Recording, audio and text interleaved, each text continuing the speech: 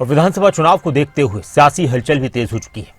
लगातार एक दूसरे पर वार पलटवार किए जा रहे हैं, तीखे बयान दिए जा रहे हैं सियासी दलों की तरफ से, नेताओं की तरफ से। इसी कड़ी में जेजेपी और कांग्रेस के बीच भी हरियाणा में खूब सियासी घमासान मचा हुआ है। इस पूर्व सीएम भूपेंद्र सिंह हुड्डा लगातार जेजेपी पर निशाना साध रहे हैं। अब जेजेपी के नेताओं की तरफ से भी उन पर निशाना साधा जा रहा है। जेजेपी के राष्ट्रीय अध्यक्ष अजय चौटाला ने तंज कसते हुए कहा कि भूपेंद्र सिंह हुड्डा आगामी विधानसभा चुनाव में 60 सीटें जीतने का नारा दे रहे हैं। उनके नारे की हवा इस तरह निकलेगी जैसे भाजपा के 75 पार और 400 पार वाले नारे की हवा निकली थी। भूपेंद्र सिंह हुड्डा की विधानसभा चुनाव में ही अपनी टिकट की गारंटी नहीं। हुड्डा के पास ज़्यादा एमएलए है कि हमारे पास ज़्यादा एमएलए है?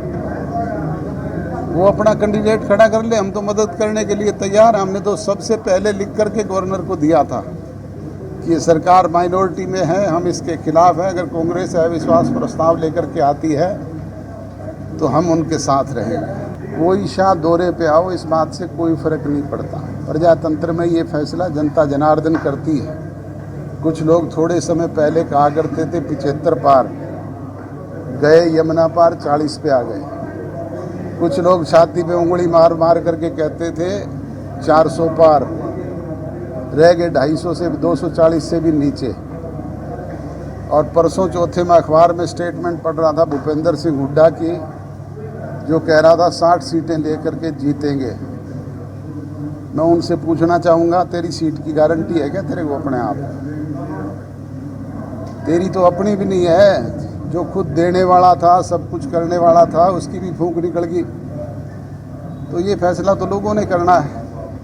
तूने तो पहले तो सोनिया गांधी के आगे हाथ जोड़ के टिकट लानी है, फिर राजीव गांधी का कुर्ता पकड़ के घूमना है, फिर उसकी लड़की की चुन्नी उठानी है, और फिर कहीं वेणुगोपाल जैसों की चप्पल उठानी है। तेरी तो खुद की टिकट भी चमचागिरी से मिलेगी।